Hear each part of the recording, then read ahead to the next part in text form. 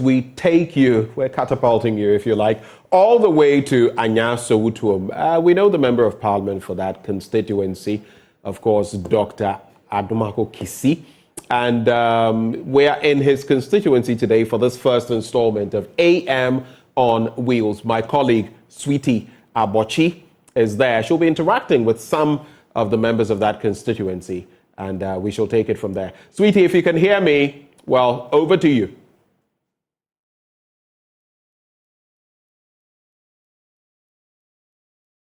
Welcome to AM on Wheels, a new segment on the AM show with one simple mission: to bridge the gap between constituents and the constituency representatives, which is the members of parliament. Today we are at Anyaa Sowutuom constituency, specifically Santa Maria, where the people have a challenge. The bridge you can see behind me is a community bridge connecting Awoshi and Santa Maria. I'm also joined by the Assemblyman, headmaster, and some members of the community. This is the citizens' mic, and so I'm going to let them tell us who they are, what they're doing here, and what their grievances are, so that later, when we catch up with the Member of Parliament, Dr. Adumako Kisi, he can respond to these issues. Thank you so much for making time to join us. Please tell us your name, your position, and tell us your story. All right. My name is Nana Kwesi Jr., the Assembly Member for Santa Maria. This morning, we are here to appeal to the central government.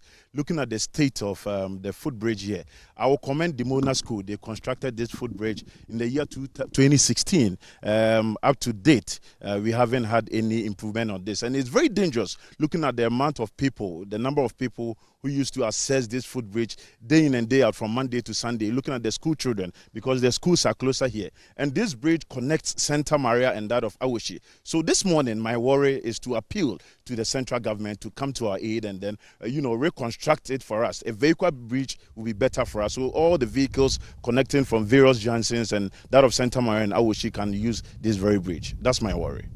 Well, beside me now is the headmaster for the school. Please tell us the name of the school. I saw that there are students using this bridge, which in truth doesn't look good. I mean, anybody can fall into this at any time. Tell us exactly what the risk, what risk this bridge poses to your students. Actually, I'm the headmaster of the Mona Divine School, and this bridge, in fact, is serving as a main link to those who are living at Elang to Santa Maria. Then most of our students are also at this junction, at this neighborhood. They always access this bridge to the school.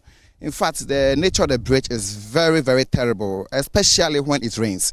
In fact, it serves as a main bridge that everybody, the community, use. So we are just appealing to the government to come in to assist us, because the situation is very, very terrible. How long has this situation been like this?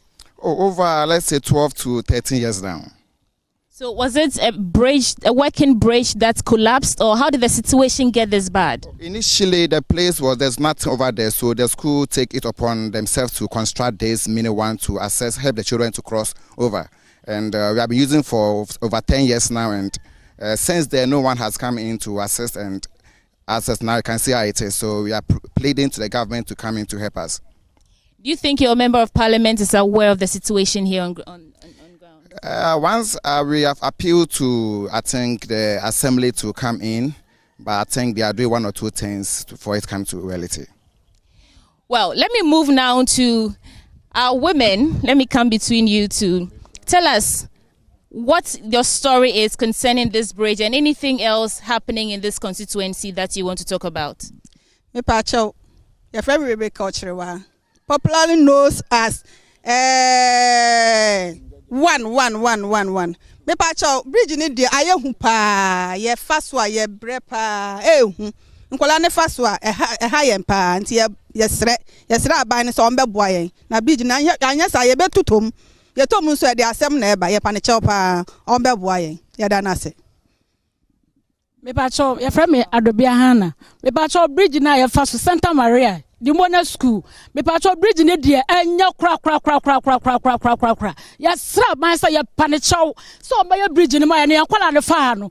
Yampa wo bia wo ya area ha. It's ya slap my baby. Yankwala ni na faswa. The whole Santa Maria and Crawford Fano. That Anyaa some Ketua. It's ya slap my say ya panichow. My bridge in my and Anyaa Sadia. And yep, as some papa ya better ha. It's ya slap my pa.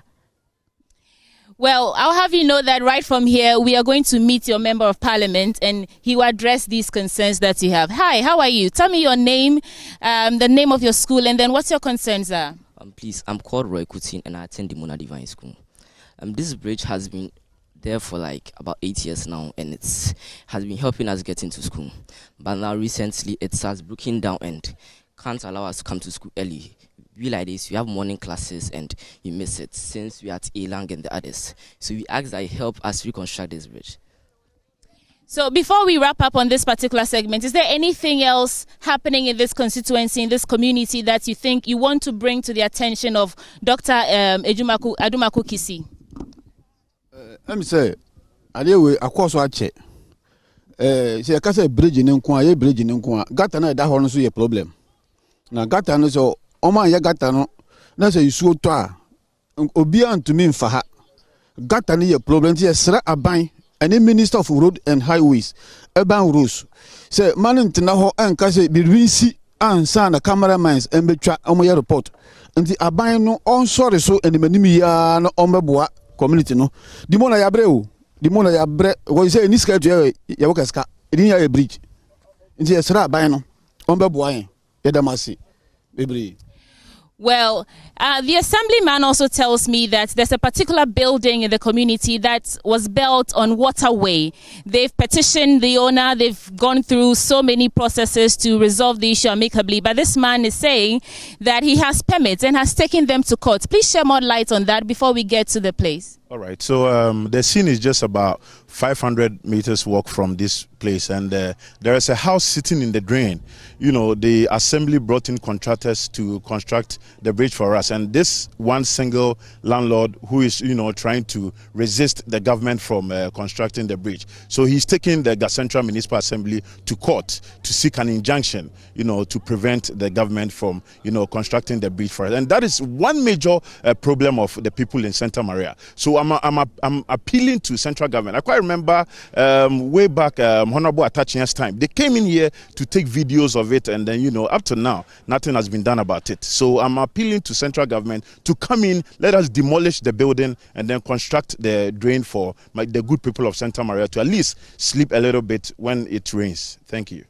We'll bring you footages from that. But last question before I let you go. As the Assemblyman, do you think that your member of parliament is doing enough for the community, for the constituency? All right. So I'll use this opportunity to commend the member of parliament, is Honorable Dr. Adumaku Kisi. He's trying so much for us, and you know, I appreciate whatever he's doing. Looking at the road construction that is going on, looking at the U-drains that is going on, you know, he's doing his best. And you know, Anyaa Sowutuom constituency consists of 13 good electoral areas. We have Olebu, Agape, Ablekuma, Awoshi, Anyaa, Santa Maria, Sowutuom, Antieku, Kwashibu, Lomenava, Tabora, Chantain. All these communities, 13 good communities, falls under Anyaa Sowutuom constituency, and we are receiving our cake in a bit. So we also appeal to central government to, you know, boost some of the stuff for us so that, you know, the citizens, the electorates will be happy a little bit.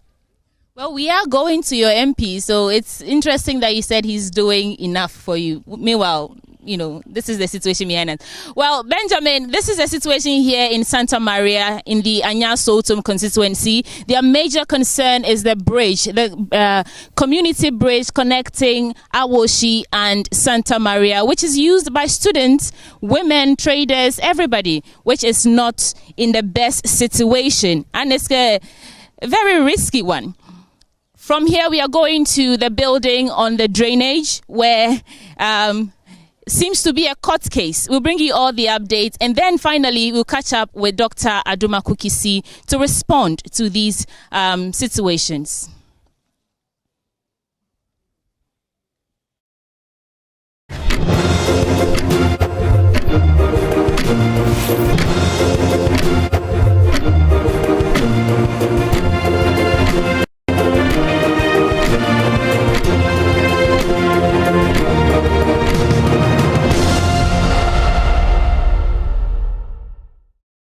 like we told you, we will catch up with Dr. Adumaku Kissi, who's the MP for Anyaa Sowutuom constituency, to respond to these challenges that his constituents have.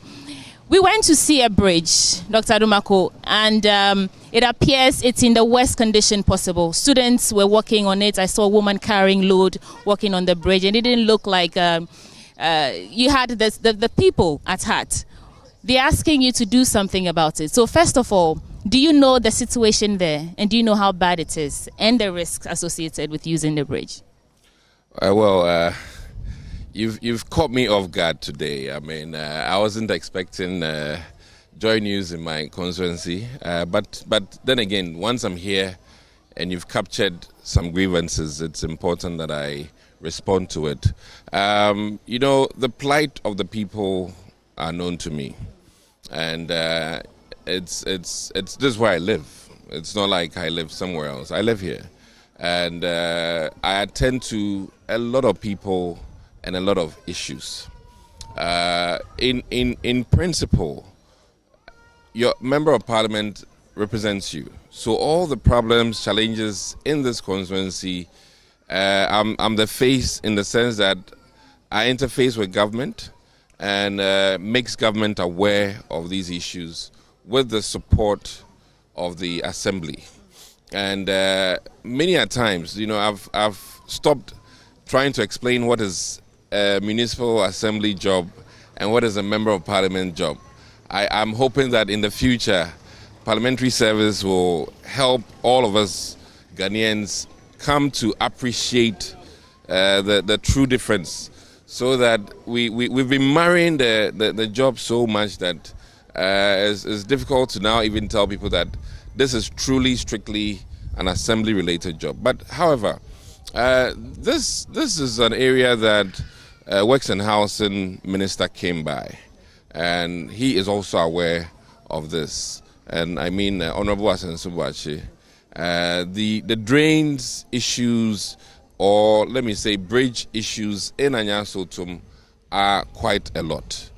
CODA as well is aware, which is the Coastal Development Authority, which is also helping us with some drains in this constituency. So it isn't that I am only aware. Governmental heads and agencies are at the moment aware of our plight.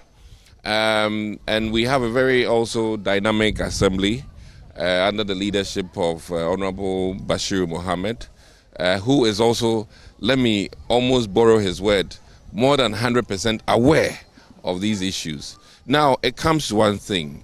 We need to schedule these projects and then also find the appropriate funding, whether government of Ghana, whether internally generated funds.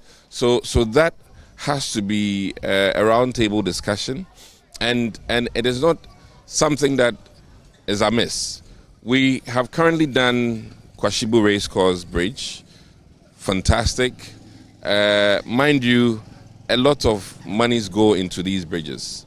We can't just do a tiny bit project, which then will be broken down and redone.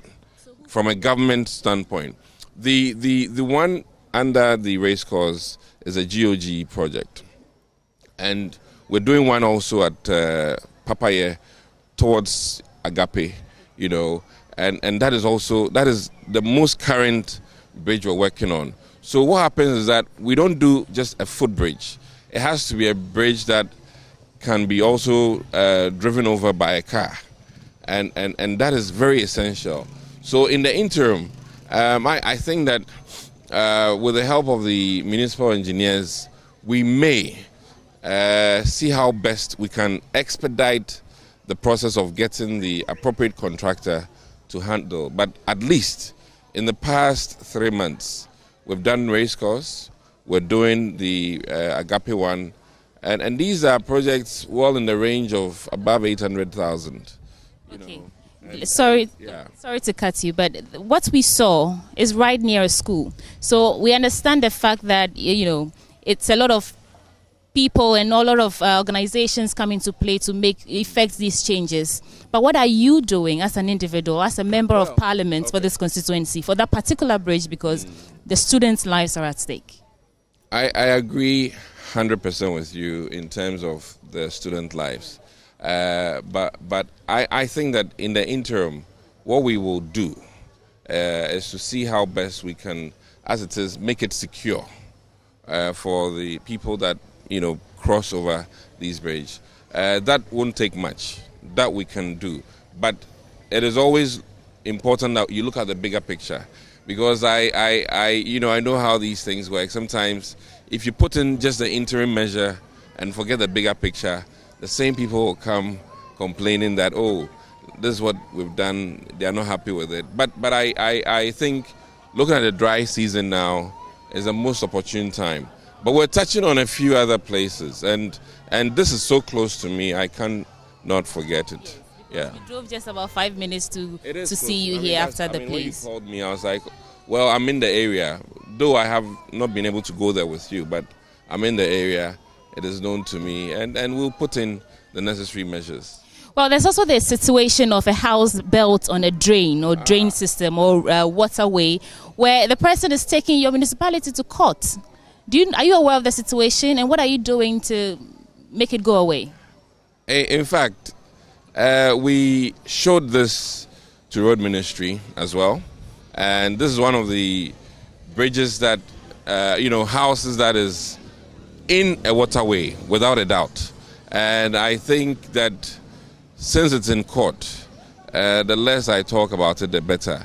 But what everybody should know is that we don't have a choice for the people living in the area to be able to make way for water so that all the community benefits. It is for all of us. And more importantly, that house is drowning, and it is not even safe for the inhabitants. So their safety also is very important to us. And I think that once it's in court, we'll let the jury make the verdict. But what is very clear to us, whether he was issued a permit in the past or not, at the moment, it is in the path of water. And for the people living in that house, their own safety, government needs to take action. These are the same people who should, in case they get drowned or come saying that, hey, government didn't come to our aid, they didn't help us. But we don't want to wait until that house drowns or people in that house, are taken away or washed away by water. Sometimes government has to be a father figure to take actions, bold actions that might not be in the interest of you, the house owner, but in the interest of the greater community. And in this case, this is more of a greater community decision. And I have nothing personal against the resident or the owner of that house, but this is a decision that the Assembly has sat on with very appropriate stakeholders, including the engineers, and planning, and clearly, it doesn't take rocket science to see that house is in a waterway, and it's not just a small waterway, a major waterway. And I think that within the foreseeable 6 months, reason will give way, and the ruling of the judges will help us do the needful thing, so that the state will compensate him to an extent for any losses, and then the appropriate thing will be done, so that when we clear that, then some of the flooding upstream will reduce. And let me use this opportunity to beg people who litter with rubber, because it's one of the things that makes the blockages, and that we're unable to have water flow well. And then in addition, some bad habits of dumping our refuse in the drains when it rains. It's so unnatural. If I think about it, I don't think normal functioning citizenry will be interested in dumping their refuse in the water that we'll be drinking. And all of this we drink later on, because it's this water that Ghana Water will then rehabilitate for us to drink. So I really think and hope that we will stop these habits. Well, we'll monitor the situation. You say 6 months and see how that is resolved. But it was interesting speaking to the Assemblyman. After telling us about the challenges, he went on to say that you're doing enough, you're doing your best, he has no bone of contention with you, blah, blah, blah. My question to you is, 27th of this month, MPP parliamentary primaries. How hopeful are you? And do you think you have worthy opponents? Well, there's the beautiful thing about the MPP. We believe in contest. And I think that competition gets you to work very hard. And I would say that the people competing me, or the person competing me, they've put me on my feet. And I have no issues with them. They've been very firm and giving me a very tough run. Not for my money. As for money, they're me, Dr. Kisi. I don't have much. But I must admit, I mean, they claim they have much. But my campaign literally believes that governance necessarily isn't just for the rich. Governance is for the people and by the people.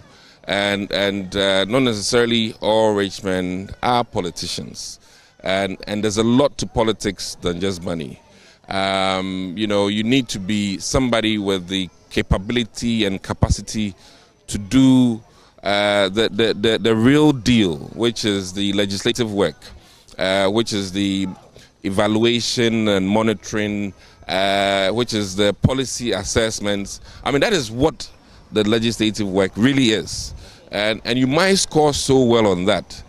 But then, now, the engagements, the weddings, the funerals, the community time, and these are the things that unfortunately sometimes are looked at, and literally that is where then some people want people who can just dole out cash into their pockets without looking at the possibility of someone who can engineer and make government take its sole responsibility of helping with our development. What I'm hoping to do is to go back to the Esiahenes, which is the voters, and to plead with them that, I think everybody deserves a second chance. My thing is to just beg that they give me that second chance. It takes time to really grasp parliamentary duties and work. Within the space of 3 years now, I even don't think that I'm very vexed in the true dealings of Parliament. I think that, in fact, in the future, maybe the appropriate thing from a party standpoint is that contest should be after 2 terms. When you can truly assess the person over an 8-year period and then say that, listen, now if you want to proceed, then you have to show and tell the people what you've done within the 8 years. So I'm pleading with them that they give me a second run, and I can assure them that the second one will be far better than the first. You'd agree with me? Rain, what they say, the latter rain. So the second one will be much better than the first. And one of the key things is that once I'm asking them to maintain me, I'll do whatever it takes to maintain them, so that they'll continue to support and work hard for the party. You said you spoke about real assessments or conclusive assessments after 8 years. You've done 4 years. What do you think you have done specifically? You've done 3 years going into 4. Specifically, what have you done that you think will inspire confidence in the voters to vote for you again? Just list a couple of things that you've done in terms of legislative, community, all of it. One key thing is that I have been their representative, and I think I've done that very well in terms of my ability to sell our problems and to make the government aware. I mean, one of the biggest engagements I did, October of 2022, is that I brought governmental agencies to Pentecost University and had the township engage them and tell them their grievances, their problems, just as you've done today. But I had the deputy minister for roads here. I had people from energy. Ghana ECG was here. Ghana Water was here. And it was a fantastic thing. There are portions in our community that do not have water. So they had the direct interaction with leadership in these various organizations, even including fire service. And I think that was a plus, where Anyaa Sowutuom was able to sell. And we had done drone pictures of our area in terms of our road deficits. And we were able, within the space of 15 minutes, to show them key roads like Agape, key roads like Kwashibu, key roads like Odogono, Blue Kiosk, key roads like Onyinase, where I'll be even going today with some leadership to see how best we can help with Onyinase. And then, I can name the Fan Milk area issues, Lobnava, and so far, one of the roads that makes me so happy is the Heaven Church and Puma Junction Road. If you know the before and now, that alone, I think, should be even a plus. And then, fortunately, during my tenure, the Agenda one has been started, and that is going to be the biggest employer in my constituency. And I see nurses getting jobs there, people who will be working on curtains, taxi rank, the people cooking to sell. A host of things that will happen because of the Agenda 111. And I've always been very thankful to the Vice President, Mahmoud Bawumia, His Excellency, and the President, Nana Dankwa Akufo-Addo, because the Agenda 111 is a huge blessing to my constituency. A $10 million project, never been heard of. We've never had anything up to that tune of about $10 million for Anyaa Sowutuom. Never. So I cherish it, and I hope that we will open that door end of this year for patients to enter and enjoy the services and the blessings. Anytime I see the ambulances, I'm happy. We have an ambulance too. And when it commutes patients for further testing, when it commutes patients to other regional hospitals, we are happy. And I know that health has no colors. It doesn't have MPP, it doesn't have NDC. So any government that prioritizes health really loves the people. Any government. And Nana Dankwa Akufo-Addo, based on his ambitions, he is second to none when it comes to health infrastructure, when it also comes to health development. Just recently, graduates in medicine are now being paid for again. This was stopped by the other administration, who I think didn't value the human capital investment in doctors or nurses. We have also even added the nurses allowance, which you know. So I really think that when it comes to health, Nana Dankwa Akufo-Addo's administration and even our management of COVID tops it all. We have really performed for the people. Well, I hope that come 27th of January, your people vote for you. Now, since we have you, and because you mentioned Nana Akufo-Addo, the government and what you're doing, I remember September last year, your defense of the 10% tax imposed on lottery winnings and betting winnings. How do you feel right now about the tax being imposed on residential use of electricity? Because you defended that one, it just came to mind. I want to know how you feel about this too. You know, times really are tough. But I believe that to pay a little and have my electricity on, that is what we have to do. Pay a little so that you have your light on. It's better than no light. So I'll encourage Ghanaians, it is difficult. We all have to share a little, a pinch here and there, so that we can all have our light on. And for me, it's better than having your things in the fridge go bad. It's better than preparing for a wedding and your barber shop can't have light on. And you know, the women and your hairdressing salons, if you go and the lights are off, you're in trouble. But what's causing the problem in the first place? Well, at the moment, we all know that the infrastructure is there, but the financing, and the financing, to get the financing right, we have to burden the ordinary person. And that one, it is rule number one. As you want, you have to give. Is like that. So I'll plead with Ghanaians. It is difficult. I run, a facility, and I'm paying heavily for electricity, and I know it's tough. It's tough. You know, if you're a private business owner, you have employees who also have their light bills increased at home and they are asking for pay increase and all that. So I appreciate it. But what can we do? We are the same people in need of development. And development, electricity staying on is very important for our developmental purposes. The students who come and study at home in the evening, if they want to pass their exams, the lights must stay on. If the lights are off, your children will not perform well. So it is a very tough one. I know the cabinet went through a lot of, no's and yeas, but eventually, when the numbers are looked at, we didn't have a choice. We would have wished that, nobody will be paying more this time. But the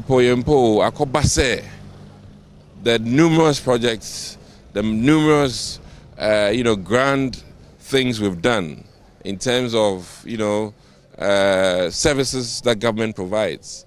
And the, Ghana card, all of these things, fantastic things. Yede kashito and yeah. Dr. Adomako, I get all that you're saying, but I do not think that the average Ghanaian, grassroots citizens, people like me, are happy with. I didn't say I'm happy. No, I don't think that they're happy with how much we're giving to the government and how little, or seemingly little, that the government is doing for us. But you're saying that we have to share because Abai or say. Let me also add that I didn't want to say this to Joy News, but the media has not amplified government's work. Mokahubi. The little things, you need to learn to amplify it so that the average person can appreciate what government is going through. But it seems that unfortunately, and forgive me, I love Joy News, I think that you, the media houses, also have a key role to let people know the small things that we've done, even if it's small.